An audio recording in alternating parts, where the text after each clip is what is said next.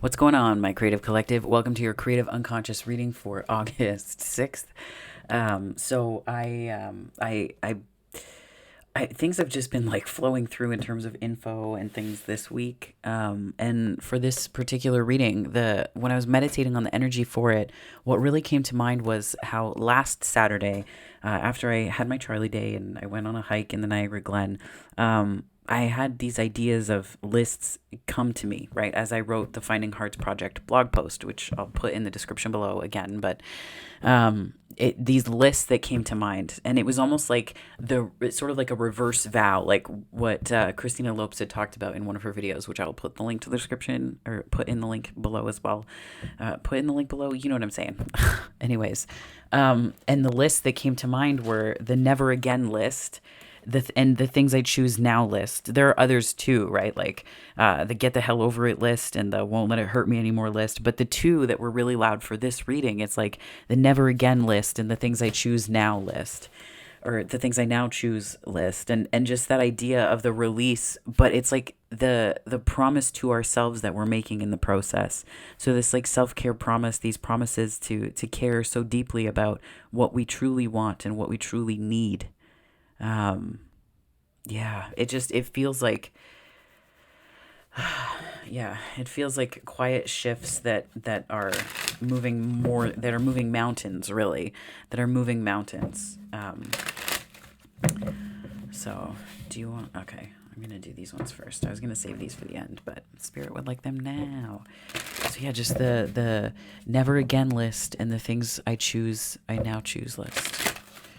And it doesn't have to be bad, right? The thing about the positive shift of that, Christina Lopes talked about, I'm never going to be this broke again. Another one is like, I'm never going to keep people out again. Like, I'm never going to, lock myself away. That kind of idea, like it's such an interesting thing that it just shifts in its own time, right? You can do all the work that you want, but it just shifts in its own time. But I feel like if we made more lists like this, what kind of world would that be?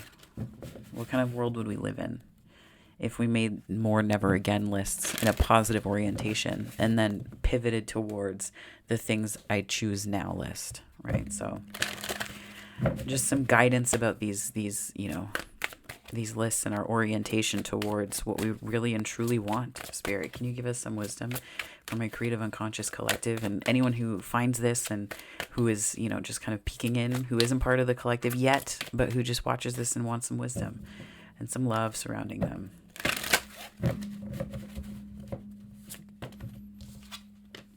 Unfinished Symphony. That is definitely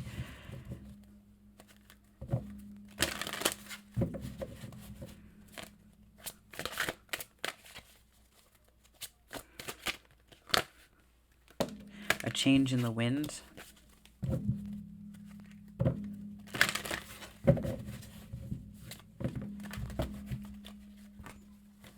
TikTok.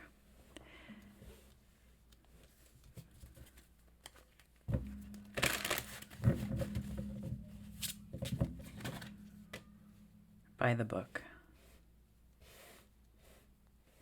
So to know now, like where you are, I feel like there's something that's trying to come through or is coming to fruition. This could also just be a message to that manifesting on Monday, and what does manifesting mean for some people? It's so vague and nondescript. But manifesting is really just thinking about what you want most and releasing the old and letting in the new. And I think that like really letting it in, not just being like, I'm going to put it on paper and then do this thing and then it will happen.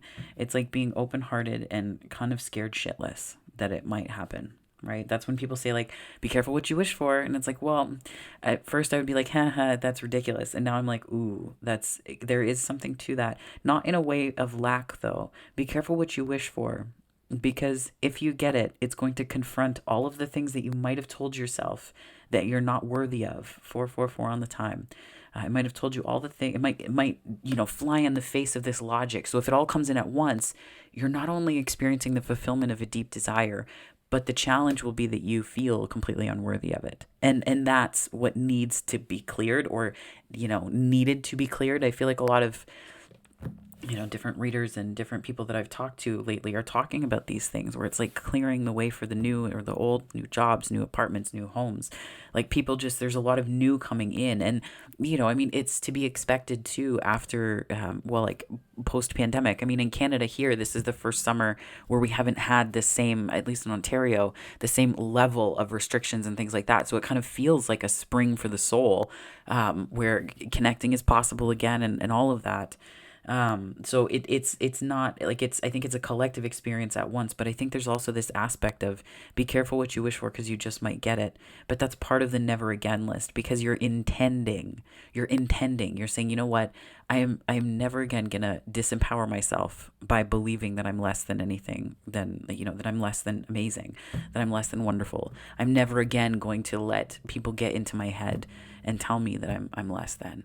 I'm never again going to, close myself off to amazing experiences and people, because I can't trust them. Like, what is trust? Trust starts with you, right? So these things, right? This is just examples. So, but that's where I feel like this unfinished symphony, like there's something that it could be something like I want to say it could be a return from the past, but it could just be more of a blast from the past, like a reflection on that. The unfinished symphony is I think that never again list and what I now choose list. So what are those things for you? What are those? Because I think that's a key component of manifesting, right? And then you have the full moon in Aquarius on or about the 12th, which is going to be a fun ride. Oh my gosh. This year's transits have been like, I did not start 2022 with an awareness that it would be going like this. And it's not even a bad thing. It's just hilarious to me.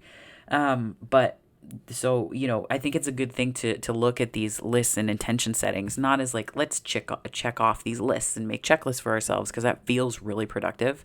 Super harmful to your energy in the long run, though, if you rely on that to gain a sense of identity. So I think this unfinished symphony is more just like revisiting and closing out. Like it's a closing out time if you want it to be, because in order to manifest, you need to clear. And if you've been clearing, amazing. That's, you're totally in this vibe. But I think that it's also just, by clearing the old, it's like embracing a change in the wind. That's literally what this position is, right? And it's kind of like the blocks are this impatience, right? Clearing and releasing this sense of impatience, this sense that it needs to look different than it does right now, because what's going to run out? Time? I don't know. Like when I see people racing around, rush hour or whatever while I'm driving home from work or to work or whatever, because sometimes I work in the evenings for shorter shifts, but it's like, I chuckle to myself and I'm like, are you going to be late for home? Like why the need to rush so much, right? And it's just such an interesting thing, like watching people's driving habits and stuff like that. And also, like, if you do find yourself on the road a lot, I just thought of that because of, like, the line here. Just remember that when you're driving, you can get into kind of a flow state, and other people are like that too. So sometimes your commute and your driving experiences really do require some intentionality and just being aware of how you feel and where your mind goes, and understanding that that's a really active manifesting time. Don't do meditations while you're driving because, it's really good to be alive. And for your car to be unharmed. But it's just understanding that there's like a flow there. But nonetheless, like this sense of impatience, right? It's releasing the sense that it needs to look different than it does or than it did. So in a way, I almost see this as showing up as like a freeing yourself from this confine of time and this like time-space continuum where you're at right now, and feeling like looking back and maybe being like, oh, I wish it were different. Well, it isn't. So why berate yourself? And it's like self-flagellation at that point, where it's just like it can't change, so it needs to be different, right? So what do you choose now? So what's your never again from that moment? What's your never again, right? And then what do you choose now? What do you choose now? Because you've said that you've closed that door intentionally, right? Consciously. What now? What's the things I choose now list? So that's kind of where this is going. And then by the book is the story of how the light gets in. And I feel like there's maybe some ordering or reordering, or maybe ordering, like ordering from the universe. Interesting. I feel a bit like this is I feel a bit like it's I don't know. I want to say like to me, there's like a sense of community here. And I see the 11th house in the 11th, and that's community and Uranian energy in terms of Aquarius. Like the 11th house is ruled by Aquarius. Um, and yeah, I feel a sense of like, there's some way that you're kind of standing out and that you're not meant to fall in line, but it's like going against the book almost, right? Like going against the book. Early on in this channel, I have a poem that I wrote and then filmed for. My voice is much higher, but whatever. Um, I should probably refilm it. I don't even know. Maybe I'll leave it, but I'll put the link in the description below. And it's like, I had this idea for a poem where it's like, you're given a book when you're born, and your job for your whole life is to take apart the book piece by piece and page by page and rewrite your own. And that's sort of that the lists that are at the heart of this reading, right? So it's almost like by the book, like taking the book and saying no, and then rewriting your own, but allowing the book to be burned, allowing it to be burned, and to understand how much ancestral depth and ancestral breadth went into that, while also understanding all of the cultural inheritances that go into its pages. And when you see it, how funny is it that at the end of a life, or the middle of a life, or the quarter of a life, however we denote these times and these time frames, how comforting it is to know that all you had to do was put the book down and write your own, right? Like, how comforting is that? It's just such a beautiful feeling. So let's do some clarifying here. You want? No. Okay.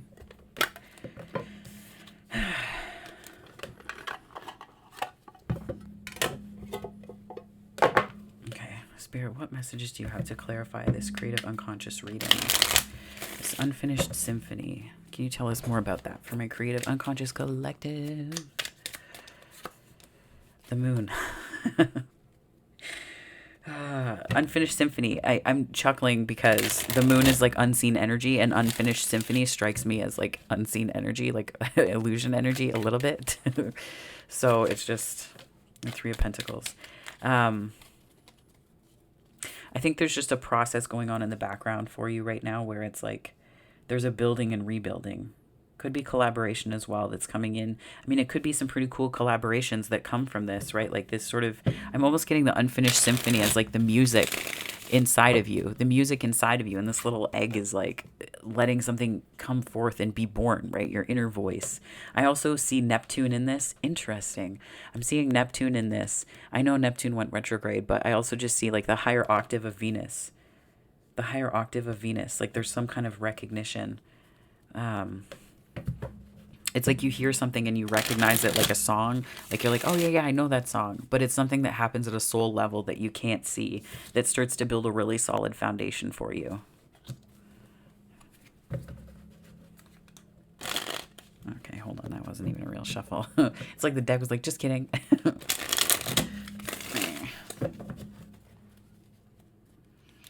Wow.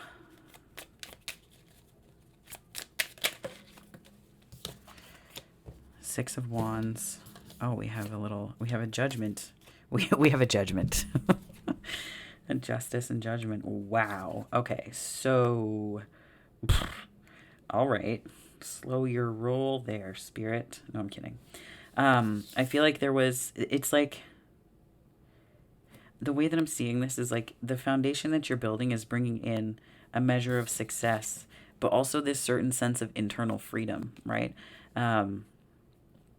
There was a video that came up on Zane Intuitive Guidance's page, and I was watching it because it had to do with bees, and I had bees in my dream the other day. And it was just like the reading of the Judgment card. For some reason, it felt like it felt like it was like time slowed and it was in a tunnel.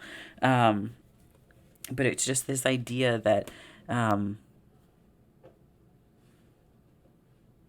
there are things that you do and things that you don't do in your life.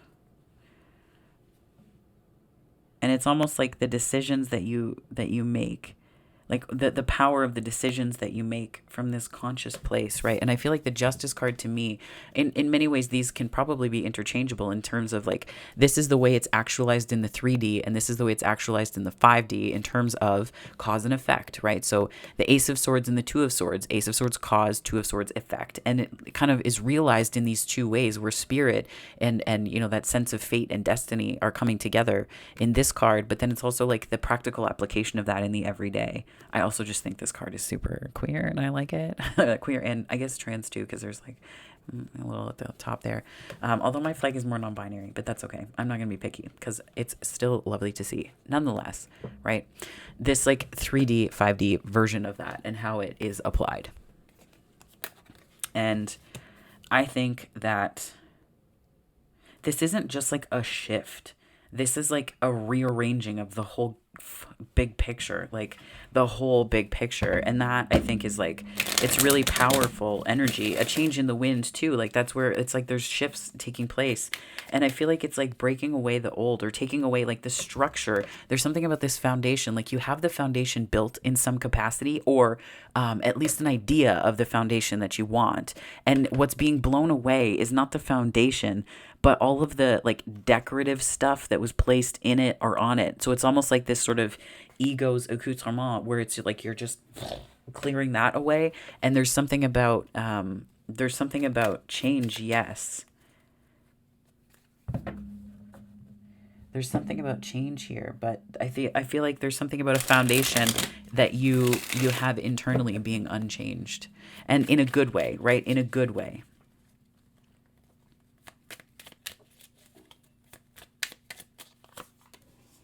The world, yeah, this is like foundations changing and then some not. 5 of Cups in the world. I'm hearing the words of mice and men. Whatever that quote means to you, of mice and men. I know there's a more full quote of mice and men. And that's like what is in this here. It's almost like this like it's not like a traditional sorrow. I don't even know, but it's like this sense of like, man, there's so much to experience and I only have this one life. I only have this one life with the world. So I get like this is like an energy of making the most of that, but also this sense of like, how is it that it's all Spirit, can you clarify this energy for me, please? 9 of Pentacles. Your basket of why. That's like this card to me. Yeah, so it's almost, you know what it is? I feel like this is, so we're getting a lot of cards of like ending of cycles, shifts and changes, which really are the never again list and the things I choose now list. And that's really what this is. This is like the never again list. And then this is the what I choose now list, your basket of why. Oh, beautiful. Thank you so much, Spirit. So it's just, it's like, that's where it's like this sort of feeling of maybe feeling like there's not enough time. But there's more than enough time when you connect to your why and your bigger picture, which is why it's kind of important to make lists like that. There's a book. I feel like I've read so many freaking things in my lifetime. I've read like several lifetimes in one, but it's I just say it so that there's a citationality. But there's a book, and also if you want to check it out, where it's like a book of lists, like it's a list that, you know, I've seen businesses use this and things like that. But it's just this like your basket of why, like. And not as in like, why is this happening to me? It might feel like that if you're if you're in the midst of a change and you're not going willingly, and you feel that something needs to change. Oh my God, that's hilarious. And you're not going willingly, but something needs to change. The deck was like, yep. So for some of you that might be true, but I feel like there's a shift into it's like your basket of why changes everything, and it sort of brings down. I almost get this as like the ignition, right? Like it's bringing down what needed to fall anyway. what needed to change anyway. Maybe there's a recognition that it wasn't working, but like, how do we change it? How do we do it? Well, the inspired idea or ideas that you have or that you're getting, it's like, that's how. That's how. And I love seeing how many, like, there's so much innovation happening with tarot stuff right now and like people doing different spreads and trying new stuff. And I just freaking love it. Like, it's so good. It's so good. And it's like you can see the difference because the response, even just in the views, right? Like, it's like, it's just fresh and new, and it's just so wonderful to see. It's so wonderful to see. Yeah.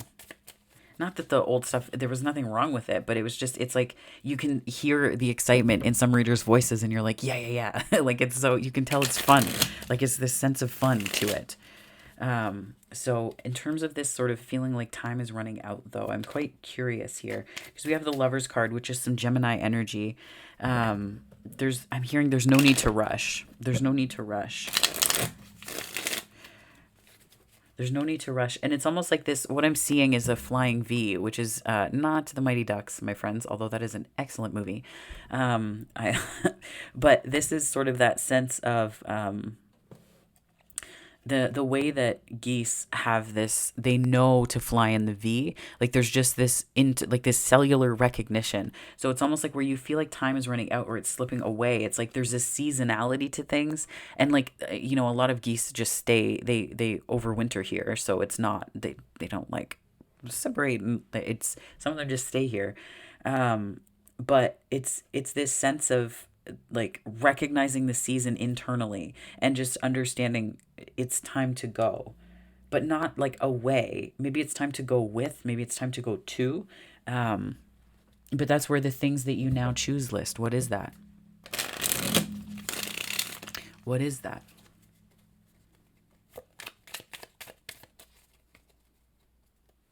And what doesn't make it onto that list? Because that's the seasonality of you. Like, that's your seasonality. I don't even know if that's a word, but it is now. That's something great. It's like this seasonality to it, where you just know. There's a knowing. There's a knowing. There is just a knowing. Six of Cups. It could be a past life knowing.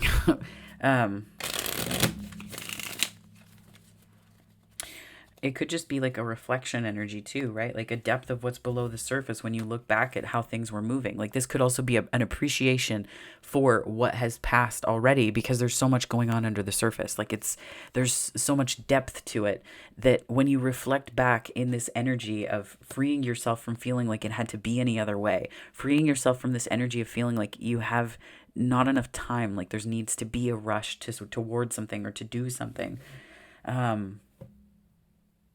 And maybe just feeling stuck by time as well. Like not stuck in time. Like, this isn't, it's, but it's like maybe stuck in time, I guess. Like, if you feel like you're repeating the same thing over and over from the past, it's like there's this seasonal call for you to move away from that. And it's like the end of a season that you won't return to, right? It's an end of a season you won't return to. King of Wands. The end of a season you won't return to. Because I feel like you know what you want now. That's the King of Wands energy. You know what you want. And it's sort of like the fearless pursuit of your dreams. The fearless pursuit of what matters most to you. Yeah, see, this is so funny. These two tried to come flying out here. It's like the never again list and the things I choose now list. For real. I can't make this shit up. The Two of Cups and the Five of Pentacles.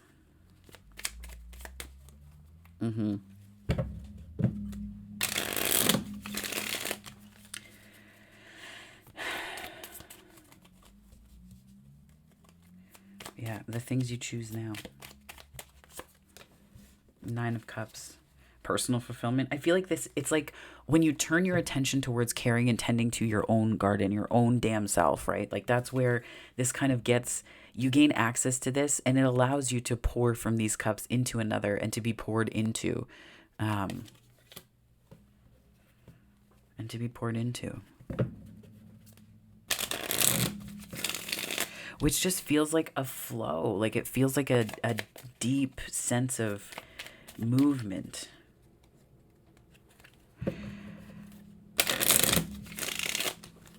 Yeah. Nine of Cups, King of Swords. Yeah, that's like super clear. Super clear. Super clear. You're clear. This tells me you're clear on what you want. You're clear on what you want and you're going towards it. So I feel like it's almost like just a clearing up energy of it's a clearing up of your energy. Cleaning up, but it's like what compels you? Kind of what's your why? Yes. That goes like that. And I almost get this like ordering. I keep hearing ordering. Like there's like this order to things, not in terms of a hierarchical or a structure, but it's like whatever it is that is your why that you move towards, I feel like it's just going to have this like intense ordering effect on your life, where like I talk about this in terms of, transitioning and coming out, where it's like it organized my life. It organized my life in a way that I didn't expect or anything like that. But that's because I was who I am in the world. I came into the world to be this person. That's who I am. And so it just everything, so many different things fell into place. And what I learned most and the biggest journey that I've been on from that time to now is letting everything else fall away, letting everything else just dissipate in its own time in a peaceful way that doesn't involve dramatic explosive towers, that doesn't involve the chaos. That's just, okay, I am going to let that leave slowly. I am going to let that leave. I am going to let that leave, right? And it's honoring yourself along the way.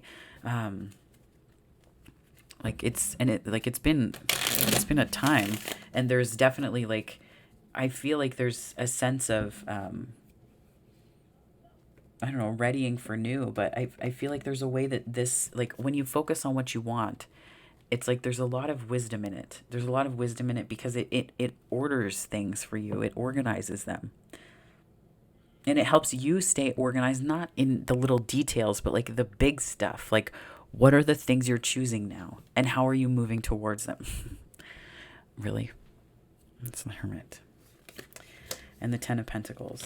What matters most and how are you moving towards it?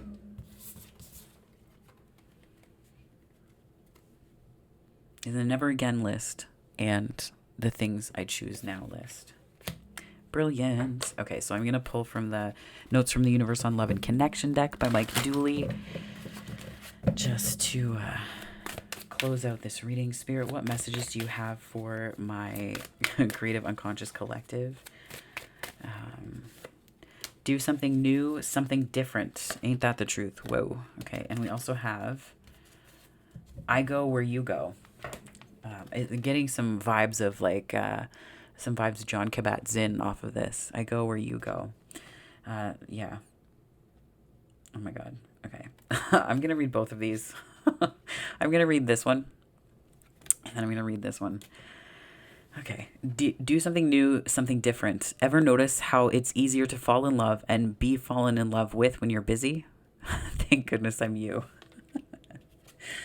Oh, that was funny. Okay, so I Go Where You Go.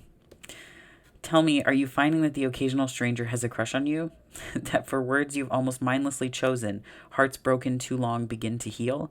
That eyes sometimes well up with tears when it's time to say goodbye? Remarkable. Our findings exactly.